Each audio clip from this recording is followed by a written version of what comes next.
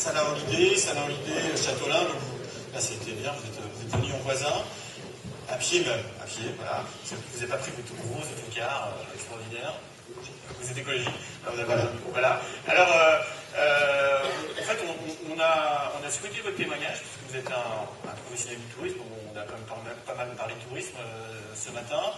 Alors, j'ai une première question, bon, je pense que tout le monde connaît Salin-Olydé. La première question que j'ai envie de vous poser, c'est comment on passe de l'autocariste, qui peut-être que vous avez commencé à faire du transport scolaire, je ne sais pas, de l'autocariste à aujourd'hui une entreprise, alors vous ne m'avez pas dit internationale, mais régionale, multirégionale. Voilà. Alors, comment on fait? Parce qu'aujourd'hui, déjà, reposer un peu qui est Salin-Olydé, avec quelques chiffres clés, et puis comment vous en êtes arrivé là?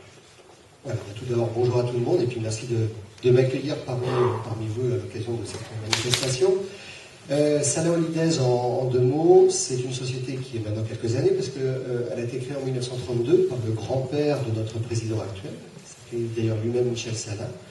C'est une entreprise qui a évolué depuis 1932 dans le transport, notamment de voyageurs en autocar, essentiellement. Il y a eu un moment du camion, mais c'était très limité. Et au fil des années, passé du transport à l'organisation de voyage, c'était plus dans les années 80, d'ailleurs sous l'impulsion de Michel Salin, notre président. Comment on fait pour passer du transport à l'organisation de voyage? C'est pas les mêmes métiers, quand même. Naturellement, ça s'est fait quand on était transporteur de voyageurs en autocar. Notamment en Bretagne, il y a eu un mouvement très très fort sur les voyages de groupes constitués, notamment liés au milieu agricole. Il y a les mutuelles qui sont mises en place, qui ont fait voyager les agriculteurs qui arrivaient à la retraite et autres. Et il y a notamment les autocaristes qui se sont automatiquement vus un petit peu adjoindre à ce marché-là pour pouvoir donner les prestations de transport. Et de transporteurs, à un moment, on se dit pourquoi pas organiser du voyage. Voilà. Donc en fait, il y a une opportunité, enfin vous estimez qu'il y avait une opportunité qui s'offrait à vous et vous avez foncé. Je pense qu'elle était naturelle à l'époque. Ça, c'est les années 70-80. Ensuite, il y a eu d'autres révolutions un petit peu dans le tourisme qui se sont mises en place. Et notamment, nous, dans les années 90, on est passé d'autocariste à tour opérateur, parce qu'il y avait des nécessités de se développer, et puis que le marché devenait aussi, se resserrait. Et puis, il y avait surtout des aspirations de la clientèle qui évoluaient. Et même si nous avions l'habitude de faire voyager les seniors que nous mettions dans nos autocars, commençaient à nous solliciter des destinations plus lointaines. C'était dans un premier temps l'Europe, et c'est devenu le monde. Aujourd'hui, il faut savoir que Salin, qui était effectivement, et on l'est toujours, et fier de l'être autocariste, est devenu aujourd'hui en France, je dirais, un des 8 premiers tours opérateurs français, et notamment sans doute un des premiers sur le voyage long courrier, c'est-à-dire les voyages à travers le monde, l'autocar représentant 15% de notre volume d'affaires, le reste étant le voyage en avion. Mais on se dit toujours autocariste, pourquoi? Parce qu'on a gardé notre fibre, et c'est notre modèle. Par ailleurs, notre modèle, c'est quoi? C'est justement, c'est la valeur ajoutée, c'est le climat de confiance, le climat de rassurance, et ça, c'était vraiment le milieu autocariste. Alors, ce modèle, il est intéressant, vous avez fait aussi bien témoigner, parce que dans le notice que vous avez hier, il y a des questions sur les niveaux de clientèle, dont la clientèle senior. Alors, je me souviens, on ne sait pas trop à quel âge ça commence, aujourd'hui ça commence de plus en plus tôt, on a l'impression d'ailleurs. Et donc, qu'est-ce qui fait qu'à un moment donné, vous me disiez hier, nous, notre métier, c'est d'apporter de la valeur ajoutée, c'est ce qui fait notre différence. Alors, c'est quoi la valeur ajoutée, Salin-Olydé? Aujourd'hui, c'est vrai. Alors, quand vous parlez de seniors, je crois que c'est 45 ans. Ah, non, c'est 45 ans. Je suis désolé. Je suis navré, mais en même temps, comme ça, on est plusieurs, et c'est rassurant. Je crois que les stats INSEE, c'est ça. Je crois que c'est 45. C'est vrai que voilà. La catégorie. Non, mais justement. C'est intéressant de se dire. Alors, c'est vrai que les seniors, pour nous, c'est une typologie qu'on vénère particulièrement, parce que et qu'on respecte sans réserve, parce que ça représente aujourd'hui, effectivement, notre clientèle fondamentale. Et on en est fiers. Parce qu'aujourd'hui, il faut savoir aussi qu'en 2012, et je crois que c'est une stat bien précise qui le disait, 40% des gens qui voyagent ont plus de 60 ans. C'est énorme. 40% des gens qui voyagent ont plus de 60 ans. Ce qui nous paraît normal. Effectivement, parce que qui dit senior dit qu'on a une cible de clientèle qui est généralement qui a plus de temps, du phénomène de la retraite, qui a plus de moyens, parce qu'il y a déjà beaucoup d'investissements qui sont amortis, les investissements personnels de la vie du quotidien, et puis également qui a les enfants sont partis. Les enfants sont partis, la maison, enfin, les traites sont moins nombreuses. Il y a plus de disponibilité économique, et en plus, l'évolution des générations fait qu'aujourd'hui, les seniors sont très actifs, pas actifs comme ils l'ont été dans le monde du travail traditionnel, mais ont une activité parallèle qui est aussi importante que pratiquement ce qu'ils avaient dans le travail. Donc être senior aujourd'hui, c'est pas être senior il y a 25 ans ou 30 ans, c'est pour ça qu'on a vu notre clientèle évoluer. Ce que vous disiez, c'est que quelque part aujourd'hui, les seniors, ils arrivent dans une logique d'actif. Ah, complètement. Alors qu'avant, c'était... Ce sont des consommateurs. Ce sont des consommateurs. Le senior est un grand consommateur. Alors que maintenant, ils consomment. Et on a cette chance, la société a cette chance, c'est d'avoir des seniors consommateurs parce qu'ils font en même temps, et c'est un vecteur important pour l'économie nationale. Aujourd'hui, nous, les seniors, quand on en parlait, c'est toujours été notre cible, c'était la cible même des autocaristes en termes de clientèle, mais justement, nos clients ont évolué. Comme je dis, ils sont partis de l'Europe, ils veulent maintenant aller dans le monde, mais on a toujours conservé un modèle qui était le nôtre. Parce qu'on s'est rendu compte au final que notre modèle correspondait à l'attente un petit peu d'une clientèle qui voulait de la valeur ajoutée.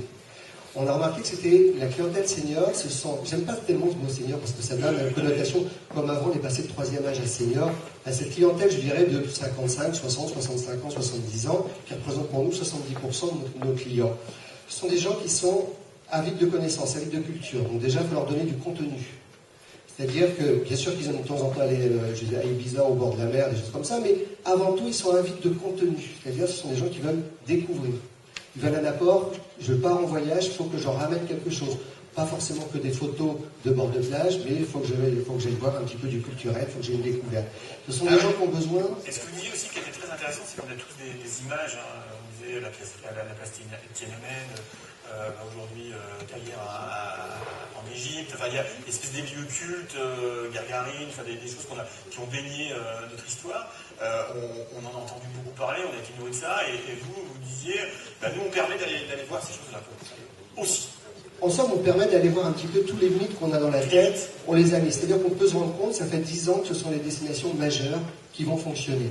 La seule façon, c'est de les construire après, c'est d'amener une valeur ajoutée. Moi, j'aime beaucoup ce mot-là, parce que c'est vrai, c'est lui qui fait le fondamental un petit peu des modèles, et de notre modèle. Qu'est-ce que c'est la valeur ajoutée? Si je vais à Moscou, par exemple, on va mettre dans nos programmes la visite de la Cité des Étoiles, la visite du Blockhaus de Staline, on va aller manger au Café Pouchkine. Je dis bien qu'il n'existait pas du temps de Beko, ils l'ont créé après, mais ça reste un mythe et c'est un endroit fabuleux. C'est ça, si on va effectivement en Thaïlande, ça va de trouver d'aller dans la jungle, aux portes de la Birmanie.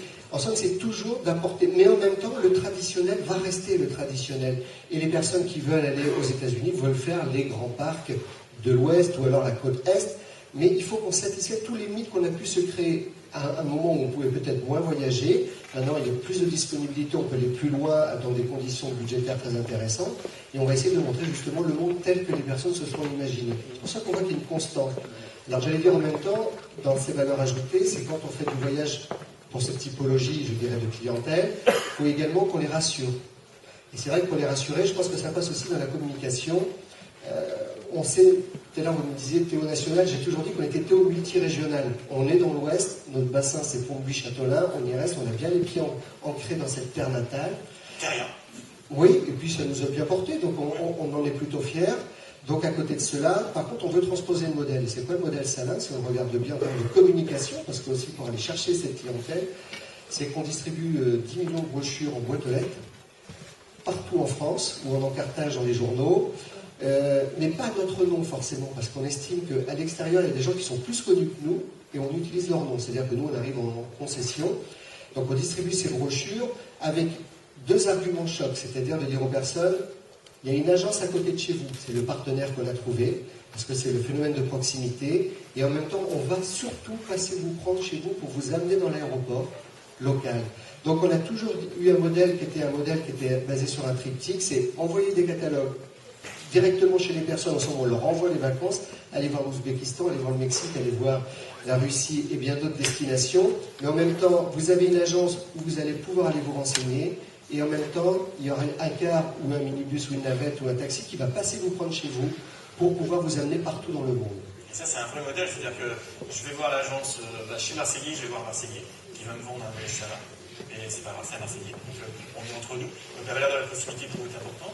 Et puis la valeur service, c'est que je viens vous chercher, je vous emmène et je vous accompagne. Ce que vous disiez hier, c'est que quand vous avez lancé votre offre sur les bateaux de croisière, les croisiéristes, il y a un moment donné, vous avez senti l'obligation ou la nécessité en tout cas de mettre une personne salin, accompagner, là aussi, les personnes qui voyagent. Tout à fait, je crois que c'est la facilité. Je crois que c'est un modèle. Quand un modèle fonctionne, il faut bien l'établir, il faut bien le positionner et surtout s'en inspirer et le transposer.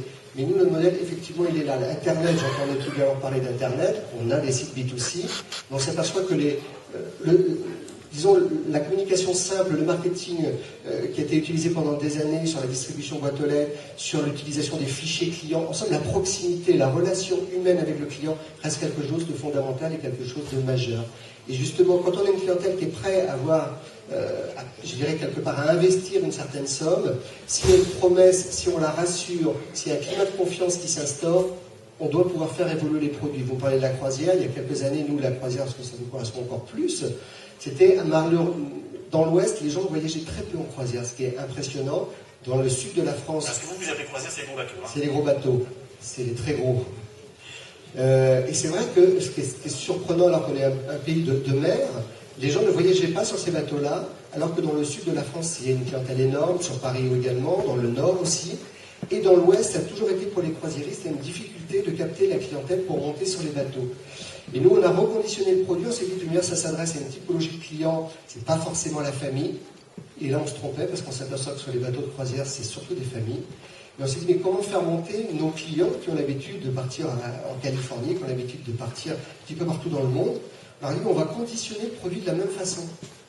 C'est-à-dire qu'on va dire, on passe vous prendre chez vous, on va vous amener dans un aéroport pour vous amener à Venise, où là, il y aura un salin qui sera présent pour vous amener sur le bateau, vous accompagner durant toute la croisière, pour que vous ayez une référence, une confiance, et que votre produit soit bien établi.